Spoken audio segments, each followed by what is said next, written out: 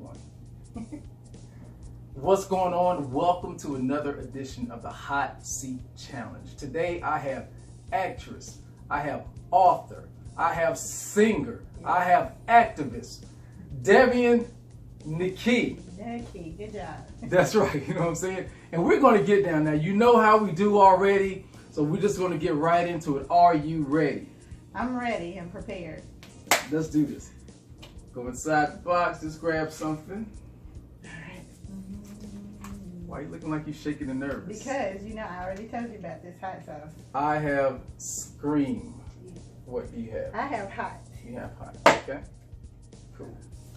Grab a chip. And Scream, this is you. We're going to try to make this hot sauce as classy as possible. Okay, let's do this because we know how you do. I am such a lady. I'm telling you, it's so bad. You're going to have it on camera. Let's just go. Right. Ready?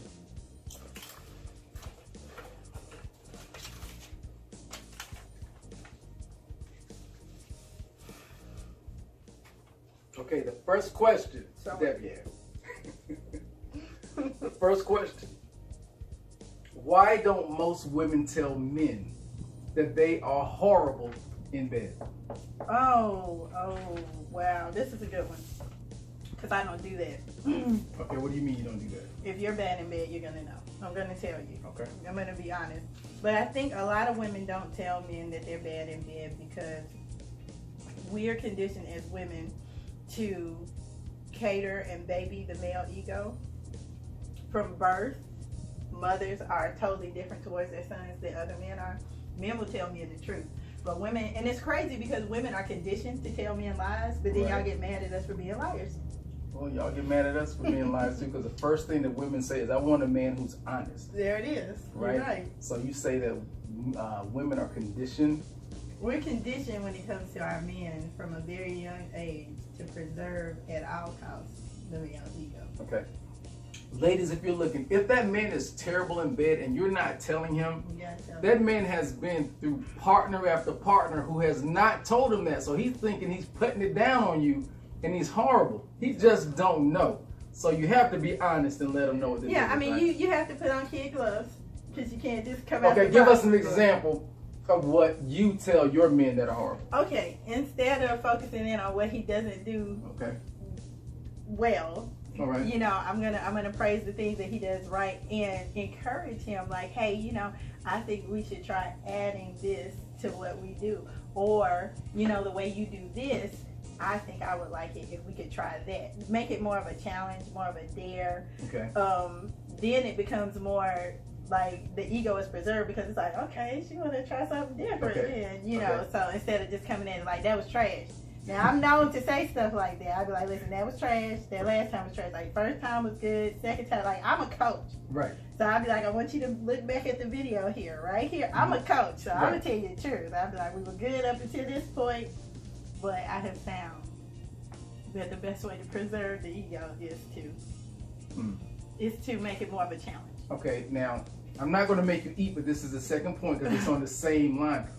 In my research, most women that I've polled will only give a man 2 times to get it bad before she kicks his butt to the curb. Is that right? That's right. That's accurate. All right. That's the first time, you know, we're just trying to work out some kinks. Especially if we had a conversation about it between the first and the second time, but that second time you're on the spot. If it doesn't go down right, then you don't find me making excuses at that point to not see you anymore. So. Okay, got you. Very important. Let's move on to the second question. You ready? Ready. You did good. You did good. I did good, but I'm dying inside. You're dying inside? Yes, I'm a consummate performer, but I am dying inside. And I see it I see it before I open it up. I don't know. I have interview over. Hot. Interview over. I got OMG. Now, in all fairness, you just do most of the time it's tradition on the show to do an entire scoop. Suppose you do a dab of it. How about that? Yeah, because I want this to be a good interview for everybody. And this is gonna go bad if I if I do a whole scoop. Right. That must have been what you did to Julio. No, but look, we do it all. It's called the Hot Seat Challenge. You know what I mean? So that's what we do on this show. It's hot. The sauce is hot. Go ahead and grab a that this is. You're gonna get this OMG photo. Yeah. No. I'm doing it. I'm trying. Trying to get a little piece. Okay. I'm trying to tell you because the interview gonna be over. The other sauce was hot, and that's probably enough. That's enough. Let's go.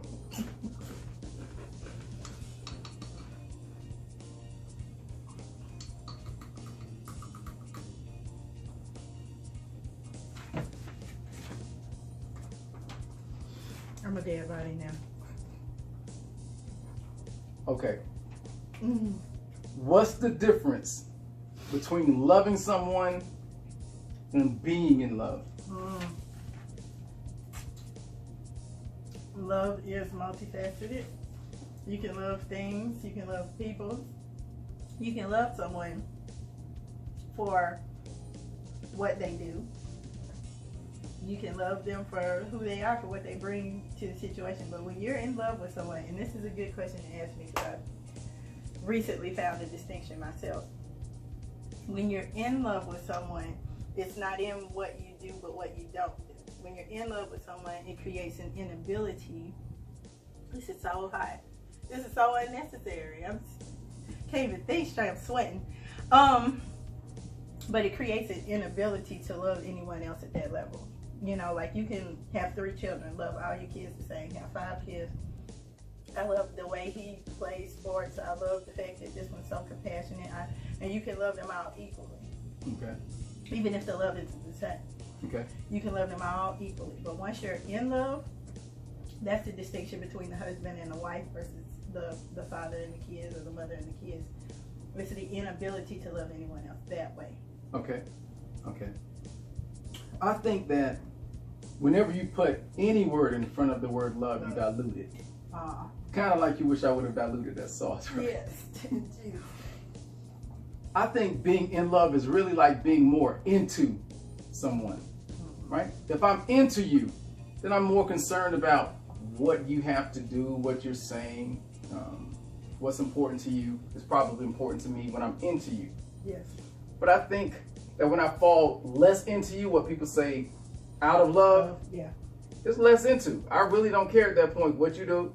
It really doesn't matter as much. So I don't think it's a such thing really too much as loving someone and being in love. I think it's more or less being more into. Like levels of love. Well, I would say not really. Like if I'm into you, like if you're into sports, right? You're really concerned about every facet of sports. Yes. As opposed to someone who's not into sports. They really don't care. No. You know what I mean? We're not watching the draft. Yeah, we're not watching the draft. We don't care. Okay. I think you're doing great.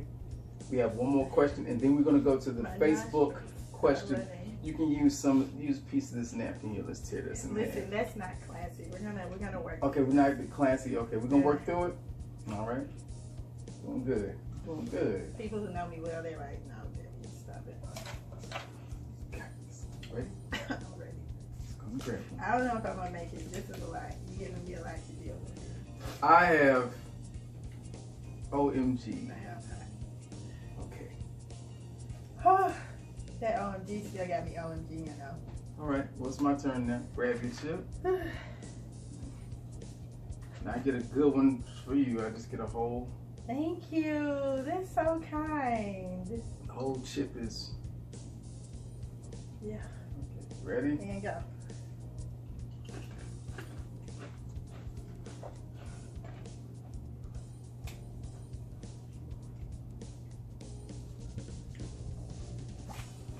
Oh. This goes in the books. This goes in the books of things that nobody's gonna get me to do again. So. I'm glad I'm the first. Oh, you're the first and the last. All right. And the last. This is the third question.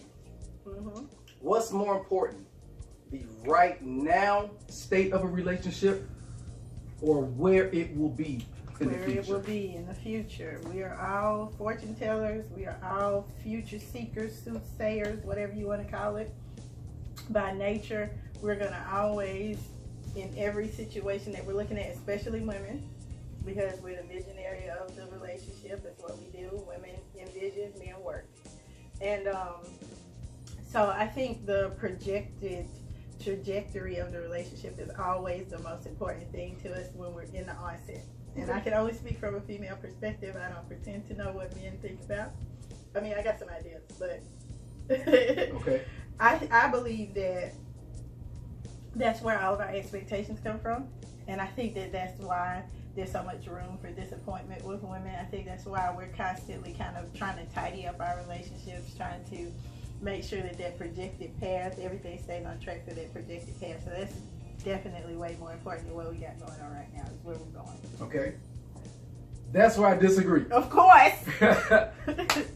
I think the right now state of a relationship is the most important. Because you cannot get tomorrow.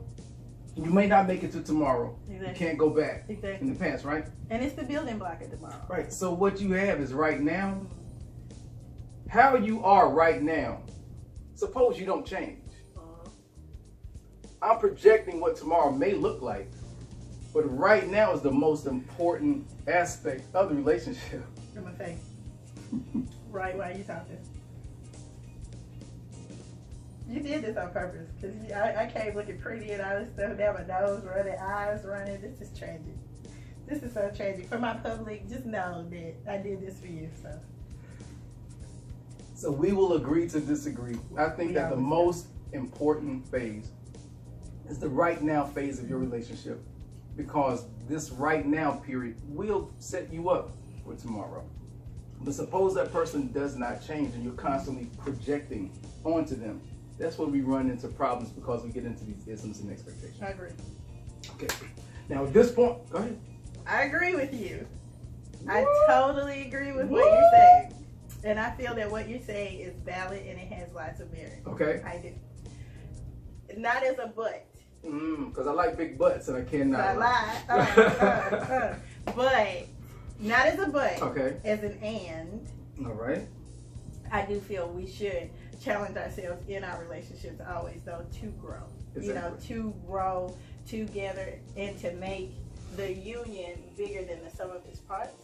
But I do agree with you. I think 90% of people really feeling failed in relationships comes from those projected expectations that were projected on that other person without fully taking into consideration the right now situation. So I see both sides of it. Right. Okay.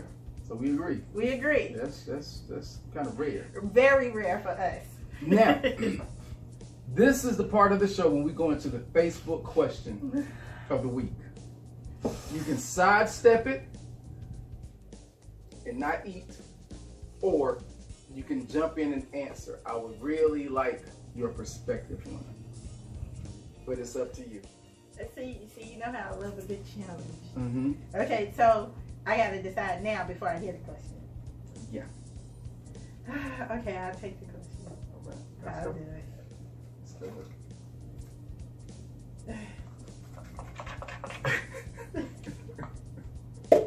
Damn it! I have Scream. I have Heart. Nah, I have Scream too. You have Scream? Scream. Okay. That's good. So we're agreeing on the sauces as well. All right. No, we very rarely find agreement, you and I.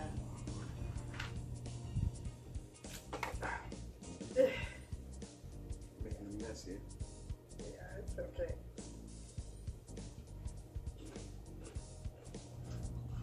Little baby Dot. And what?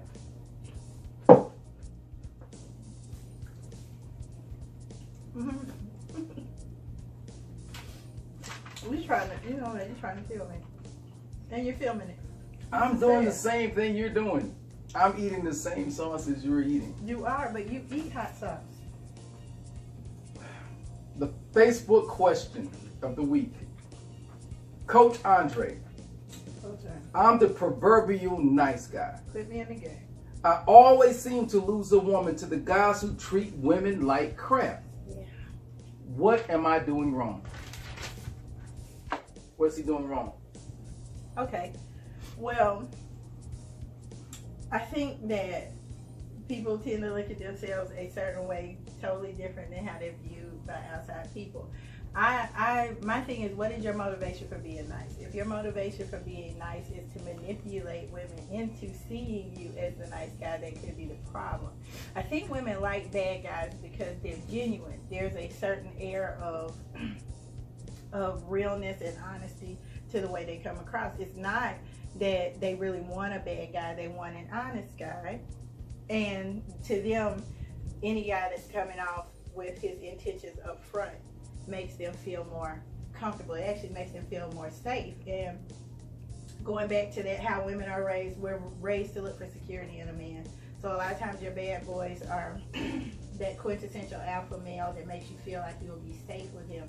And we value safety over safety and security over like intelligence, over success, over prowess. Because at the end of the day, a woman wants to feel secure. She wants to feel like she knows what her man is thinking. Now, I have found in my own personal experience that a lot of times when guys are being nice, guys, it is a front for something else. Now, don't get me wrong. Some guys are genuinely nice guys. And if you are genuinely a nice guy, you're not going to lose out, but your choice pool is going to be more select. And there's nothing wrong with it. There's nothing bad about that. You're going to end up getting a more quality woman in the long run. You're going to have to go through, just like nice women go through kissing frogs. Mm-hmm. You're going to have to kiss some female frogs before you get a princess. But, you know, it's kind of like he who laughs last best. Right. Yes, you are finishing last. I'm not going to sit here and take that away and be like, yes, oh yeah, we all just want a nice guy because you don't. We don't. But you are going to end up in the end having the best laugh. I mean, that's the same for nice girls. We feel the same exact way. I mean, thoughts getting married, thoughts getting proposals, right, thoughts getting houses, thoughts right, getting cars. You know, we sit in the back like, I sure is time. Right. So, but you know, but at the end of the day, for that guy who's going through all of those basic chicks that just want a Neanderthal, right? Because they still a cave woman themselves. Right. They want to be grabbed by the hair, drugged back to the cave. Let's get them all out the way while I'm getting out, you know, all the trash out the way, and we can find each other in that process. Okay. You know, so. I think nice guys finish last because they come off as needy and sometimes creepy. They come off like anything you want, you can have it. Jim Creeps. And they end up in the friend zone. Absolutely. All right? So that nice guy, you got a perfect friend for him. He's the perfect guy for one of your friends, but you don't want him. The bad boy. I think women are attracted to bad boys because they do present a challenge. And a lot of women think that they can change him. He just has not been loved correctly. Mm-hmm. But once he encounters my love, I'm going to change him. Mm-hmm. But that bad boy is like a rock, and you're like a piece of glass. And every time you smash up against it, you're going to crack and break a little bit. Absolutely. The third type of guy is what I call the genuine guy. He's the authentic guy. He's not going to tell you what you want to hear. He's going to tell you what he needs to hear. He's not going to give you everything that you want. He's going to give you a little resistance. And women love that kind of guy. It seems to get their juices flowing. Because a woman will push a man as far as she can push him. As far as he lets. So I think the authentic guy recognizes that, and he knows when to give and when to push back. Yeah. Okay? Yeah. So I think that Devian needs or deserves a round of applause because she made it to the end of the challenge. You did a great job. I knew that you would. Yeah. It wasn't that bad, was it? No, it was that bad. I'm an actress. That was what we said in the beginning of the segment. I act. That's what I do. But I'm gonna cry after this is over. I'm gonna cry. So what do you have that's going on that you want the audience to know about? Wow. Well, I'm in the studio right now working on some music. I haven't done music in like 8 years, so a lot of people who have been waiting on that, a lot of people who didn't know anything about it will be looking forward to it. I have a project called Butterfly Skin. That's going to be a 3-song EP. The single will probably be out in a couple months to get, and if you get the single, you'll be able to get the link for the EP when it comes out as well.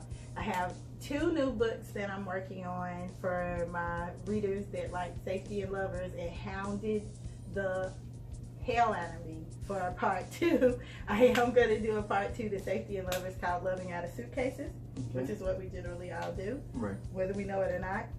And before I die, Pharaoh, I have a Pharaoh Forever series. It's my 70s like blaxploitation book that I did. It's a 3-part series, and part 2 of that will be out this year. So. Okay, that's good.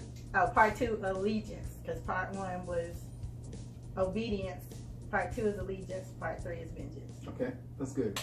Well, thank you for coming on. Thank you for having me. Thank you for watching.